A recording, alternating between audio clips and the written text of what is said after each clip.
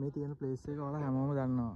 මේ තියෙන්නේ ඇල්ල වැල්ලවාය පාර. ඉතින් මේ මෙතන තමා මේ අර බස් එක ඇක්සිඩන්ට් වෙලා පල්ලෙහාට ඇදුනේ. මෙතෙන්ට ඇවිල්ලා මේ මෙතන එහා පැත්තේ ඉන්නවා තැඹිලි විකුණන ඇන්ටි කෙනෙක්. එයාත් එක්ක පොඩ්ඩක් කතා කර ඉද්දි කියපු දෙයක් තමයි මේ පාරේ දිගටම මේ පාර දිගටම තියෙන තනිකර ප්‍රපාතයක්.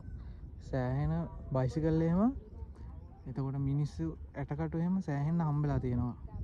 මම දන්නේ නැහැ කිව්ව කතාව මම මේ කියන්නේ ඇත්ත වෙන්න ඇති. මොකද මේ දිගටම ගෙවල් දොරවල් අර මේ කිසි දෙයක් නැහැ. මිනිස්සු යන්නෙත් නැහැ. මෙතන පල්ලෙහා නිකන් සානුවක් තියෙන්නේ. මේ අතුරුදහන් ලිස්ට් එකට වැටෙනවා. බීලා කාලේ එහෙම ওই බයික් වල ගිහිල්ලා මේක පල්ලේ පෙරලෙලා ගියොත් එහෙම ආයේ හොයන්න කවුරුත් නැහැ. මේ කවුරු හරි දැකලා බේරගත්තොත් හරි.